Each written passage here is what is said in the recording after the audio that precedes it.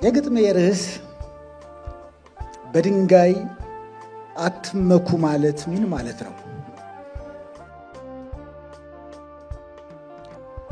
በድንጋይ አትመኩ ማለት ምን ማለት ነው? ሁሉም ድንጋይ አይደለም። በሰዋዊነት ሲመነዘር ከሰው የሚሻል ድንጋይ አለ፣ ከድንጋይ እንደሚሻል የሰው ዘር።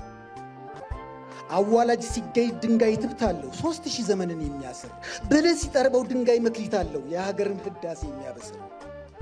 ወላይታን ከትግራይ የሚያዋቅር፣ አማራን ከኦሮሞ የሚያፋቅር፣ ጠያቂ ሲኖር ድንጋይ ዕውቀት ነው በመላው ሀገር የሚስተጋባ። አዋቂ ካየው ድንጋይ እምነት ነው ሁሉንም አማኝ የሚያተባ። ሙስሊም ከክርስቲያን የሚያጋባ፣ በቅዱስ ሳይንስ የሚያግባባ። ጠቢብ ሲያየው ድንጋይ ብርሃን ነው የሀገርን ጨለማ የሚያበራ። መራሄ ሲገኝ ድንጋይ ፈራለው ሀገርን ወደፊት የሚገራ። አፋርን ከቀይ ባህር የሚያጋራ፣ ሶማሌን ከሐረሪ የሚያዋራ፣ ደቡብን ከጋምቤላ የሚያዳራ። ተርጁማን ሲገኝ ድንጋይ ቋንቋ አለው አፍሪካን ባንድ የሚያናግር።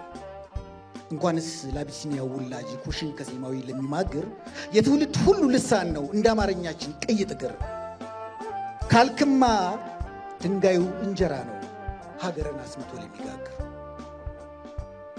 ስለዚህ ወዳጄ እኔ እንደተማርኩት ከወላጄ በድንጋይ የሚመካ ሰው ነው ያውን ብልህ አእምሮ የታደለ፣ ግዑዝ ዓለትን ጠርቦ ድንጋይነትን የገደለ።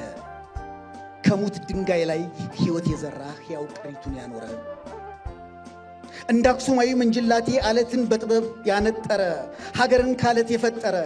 ሀገርም በድንጋይ ባይመካ ከድንጋይ ህላዌን ያስቆጠረ።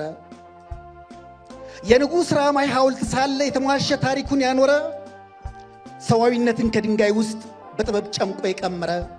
የባዜን መቃብር እየታየ የዘመን መንፈስ እንዳረገዘ፣ ካሌብ የቀረጸው የድንጋይ ጣሪያ ዛሬም እኛን እያፈዘዘ።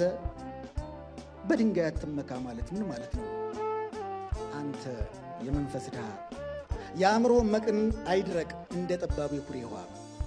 ያልገባህን ታሪክ ሁሉ ከንቱ ወንጀለ ከምንገረጣ፣ የእናታችንን ሰንደቅ አርማ ከሐውልቷ አናት ላይ ሳናወጣ፣ የጦቢያን ድንበር የምንኩልበት ቁራጭ ዓለት እንዳናጣ። ድህረ ህዳሴያችን ይሰመር ስልጣኔያችንን ይምጣ።